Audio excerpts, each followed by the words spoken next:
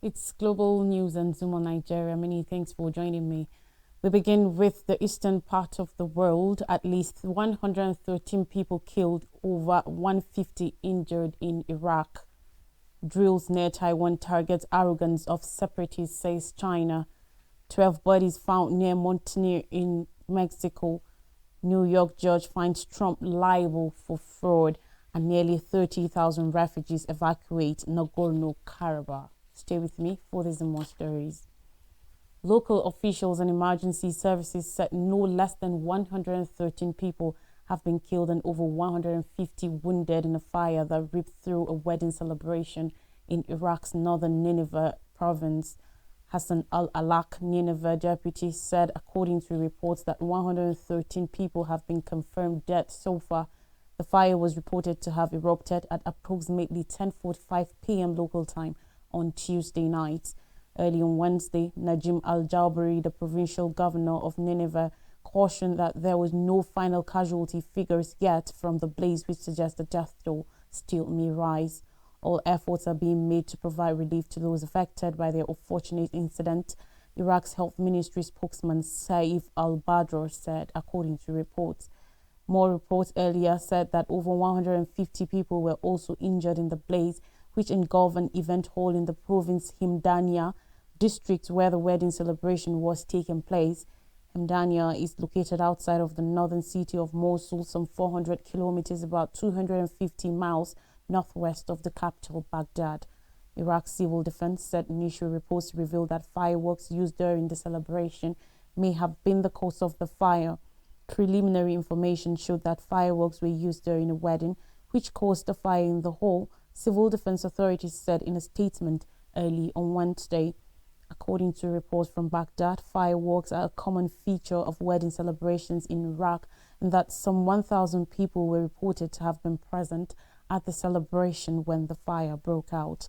Flammable material used in the construction of the event hall is alleged to have contributed to the huge blaze, Abdul Wahid said, adding that the building did not appear to have proper safety measures in place, including emergency exits. Iraq's civil defense also reported the presence of manufactured panels at the event hall that were highly flammable and contravened safety standards. Civil defense authorities said in their statement that the fire caused some parts of the ceiling to fall due to the use of highly flammable, low-cost construction materials. China has said its recent military activity around the self-rule island of Taiwan was planned to combat the arrogance of alleged separatists. Beijing claims the democratic island, which lies about 160 kilometers, 100 miles from China's eastern coast, is as its own and has not ruled out the use of force to achieve its goals. It claims presidents like Wen and her Democratic Progressive Party (DPP) are separatists and has sought to isolate the island internationally since she was first elected in 2016, escalating large-scale exercises after her meetings with prominent United States politicians Nancy Pelosi and Kevin McCarthy. Taiwan has detected almost daily activity by China's military in recent weeks, including fighter jets, drones, warships, and the aircraft carrier Shandong. There have also been land drills on the closest parts of China's eastern coast to the island, according to Taipei.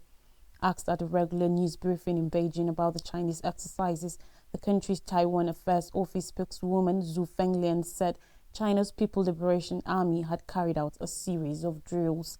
The purpose is to resolutely combat the arrogance of Taiwan independent separatist forces and their actions to seek independence, Zhu said. The provocation of Taiwan independence continues all day long, and the actions of the People's Liberation Army to defend national sovereignty and territorial integrity are always ongoing, she added. China's army has not clearly mentioned or commented on the drills. Taiwan's government says only the island's people can decide their future and has repeatedly offered discussions with China, which Beijing has refuted. Taiwan's defense ministry on Wednesday reported more Chinese military activity, saying that in the past 24 hours it had detected and responded to 16 Chinese aircraft entering the island's air defense identification zone, ADIZ.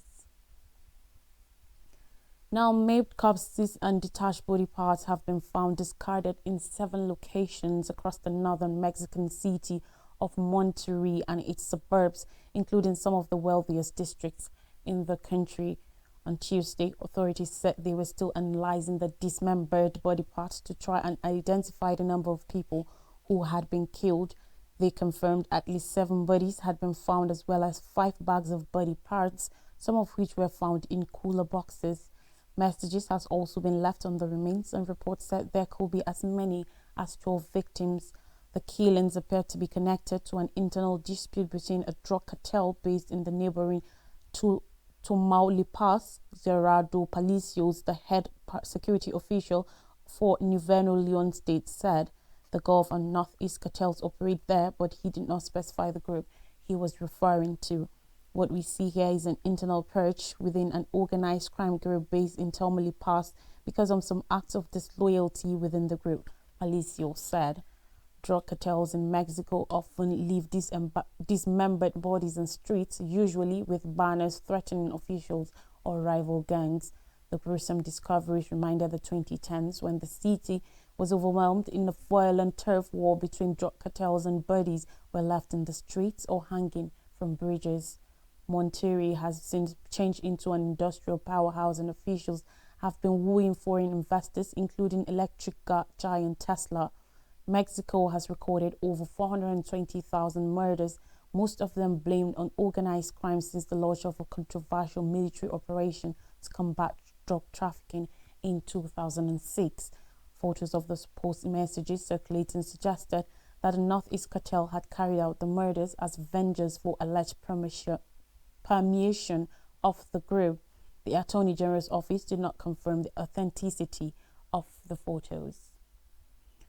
Still ahead, a New York judge has ruled that Donald Trump repeatedly misrepresented by his wealth by hundreds of millions of dollars to banks and insurance. The decision resolves the main claim made by the New York's Attorney General in her civil lawsuit against the ex-president. The documents here clearly contain fraudulent valuations that defendants use in business, the judge wrote. It is a major blow for Trump before the case goes to trial next Monday. In a statement on Tuesday evening, an attorney for Trump called the judge's decision a miscarriage of justice. Last September, Attorney General Letitia James sued Trump, accusing him, his 2 adult sons, and the Trump Organization of lying about his net worth and assets values between 2011 and 2021. Ms. James claimed the defendants issued false business records and financial statements in order to get better terms on bank loans and insurance deals and to pay less tax.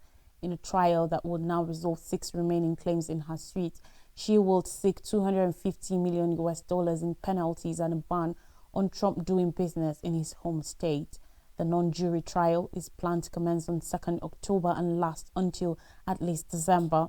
In a pre-trial phase of the case known as summary judgment, James had asked Justice Arthur Engoron of the New York State Court in Manhattan to rule on her claims.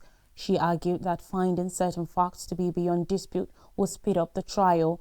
Meanwhile, defense lawyers for the ex-president called for the suit to be thrown out, arguing the public had not been harmed by Trump's actions and the loans in question occurred long ago. Trump has denied any wrongdoing and on Tuesday dismissed the case in New York as another political witch hunt brought by a prosecutor biased against him. He accused the judge of being highly politicized. His lawyers said that the decision ignored basic legal, accounting, and business principles in a statement. Approximately 30,000 ethnic Armenians have fled Nagorno-Karabakh, a quarter of the population of the enclave with Azerbaijan, since last week. Hundreds of cars are backed up on the one route leading into Armenia, the destination of those leaving. Azerbaijan says residents will be safe, but Armenia's prime minister says ethnic cleansing has started. Nagorno-Karabakh, recognized as part of Azerbaijan, had been run by ethnic Armenians for 3 decades. The mountainous region in the South Caucasus has been supported by Armenia, but also by its ally, Russia. No less than 200 ethnic Armenians and dozens of Azerbaijani soldiers were killed as Azerbaijan's army swept in As part of a ceasefire deal, separatists have agreed to surrender their weapons. The Azeris have said they want to treat ethnic Armenians as equal citizens, but a limited amount of support has been permitted through, and numerous residents are fleeing. On Monday, a massive fuel blast killed at least 68 people trying to leave. Nearly 300 more were injured, and 105 are still missing. It is not yet clear what caused the explosion on Monday evening near the major city of Kankendi, known as Stepanakert by Armenians, but many were refueling their cars. On Tuesday, as they crossed the border, thousands of ethnic Armenians were subject to rigorous checks from Azerbaijani border control. Azerbaijani authorities claim to be looking for war crime suspects, and one government source said, according to reports, that the country intended to apply an amnesty to Armenian fighters who laid down their arms in Karabakh.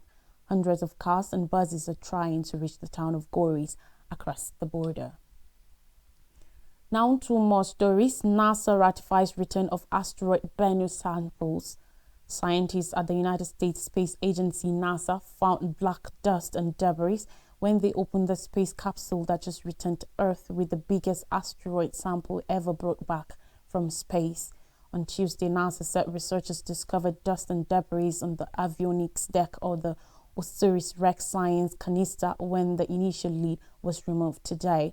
The space agency did not specify whether the materials discovered on opening the lid of the probe definitely belonged to the asteroid, though NASA said on social media that scientists gasped as the lid was lifted from the asteroid sample return canister. A scientific treasure box, NASA Astromaterials said that powder and sand-sized particles were found on the inside of the lid and base, according to NASA. The residue on the avionics deck discovered on Tuesday was possibly a result of issues during the collection phase of the space mission, which NASA said were eventually solved, permitting for the secure transfer of the sample from the asteroid to the probe storage canister. The probe's lid was opened in an airtight chamber at the Johnson Space Center in Houston, Texas. The aluminum lid was removed inside a glove box designed to enable walking with a large piece of hardware, NASA said in a statement, accompanied by images shared on social media showing scientists in full protective wear walking with the probe sitting inside a reinforced glass and steel box.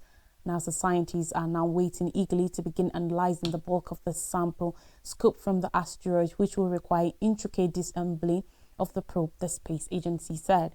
A news conference is scheduled for October 11th, during which information about the bulk of the sample will be revealed to the public.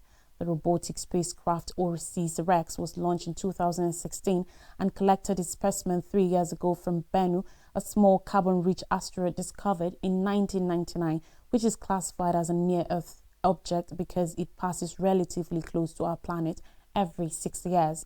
The retrieval marked only the third asteroid sample and by far the biggest ever returned to Earth for analysis, following two similar missions by Japan's space agency ending in 2010 and 2020. Landing on the asteroid, OSIRIS-REx collected roughly 250 grams, 9 ounces of dust from its rocky surface. Analysis of the material taken from the asteroid, scientists believe, will help researchers better understand the information and the formation of the solar system and how Earth became habitable. NASA said the sample will also help us better understand the types of asteroids that could threaten Earth. Though the odds of Bennu hitting the Earth are considered remote, such a possibility has not been ruled out. In African scenes, Morocco-Algeria face off at the United Nations. On Tuesday, Moroccan and Algerian representatives to the United Nations parred over the fate of Western Sahara, with Algiers calling for the revival of a long-stalled referendum on the fate of the ex-Spanish colony. Algerian Ambassador Amar Benjama said, "We Algerians have chosen the camp of justice, decolonization, freedom, self-determination, and human rights. This commitment applies to the cause of the Sahrawi people, who have been waiting for nearly half a century for the United Nations to do them justice."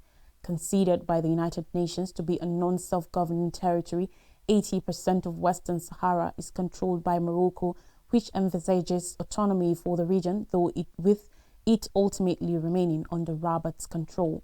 Meanwhile, Algeria has long supported the Polisario Front, an independence movement led by the region's indigenous Sahrawi population. A United Nations mission has been deployed in Western Sahara since 1991, tasked with organizing a referendum on the territory's future. The referendum has never taken place, and in late 2020, the Polisario announced it was resuming fighting after a long ceasefire. If the Moroccan occupation of Western Sahara had really turned it into a paradise, with or without the granting of autonomy, why is this referendum being prevented? Benjama said, while also conveying his country's condolences to Morocco in the country's deadly earthquake earlier this month. You can't shed crocodile tears at the same time attack a country that is still living through a tragedy, Moroccan Ambassador Omar Hilali shot back. Hilali also reiterated Rabat's stance on Western Sahara, calling for the respect of Morocco's national sovereignty and territorial integrity. Morocco is in the Sahara and will remain so until the end of time, he said. Bolstered by U.S. recognition of Morocco's claims over Western Sahara in 2020, in return for Rabat's rapprochement with Israel, the kingdom has since deployed progressively offensive diplomacy to rally all the countries around its position. In a moment, to be more stories from Nigeria, do stay with us.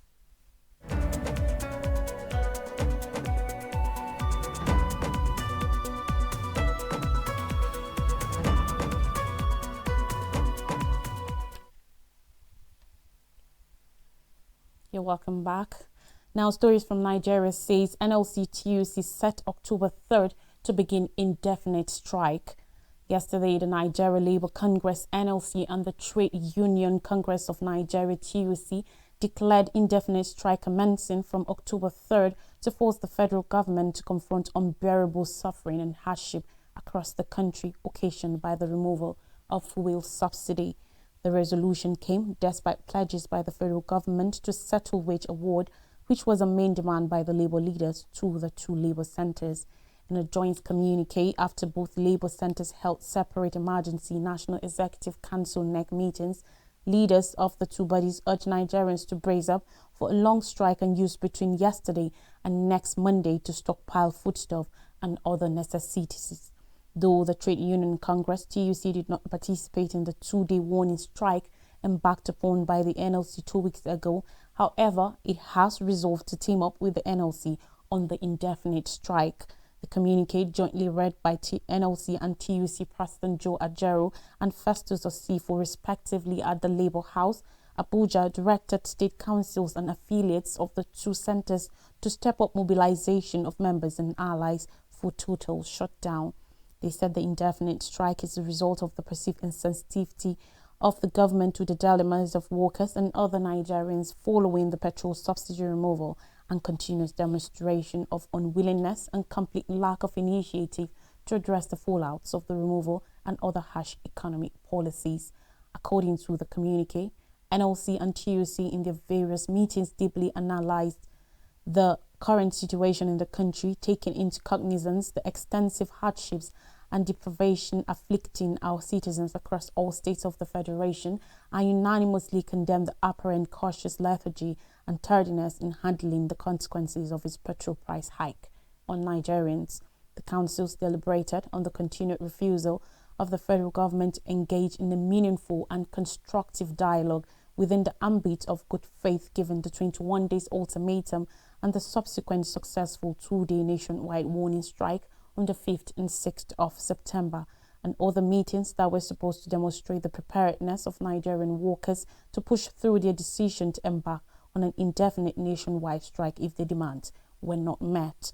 The communique explained that the NLC and the TUC NEC in session observed that there is no disagreement between Labour and government on the existence of massive suffering, impoverishment and hunger in the country as a result of the hike in the price of petrol, which demands an urgent need for remedial action.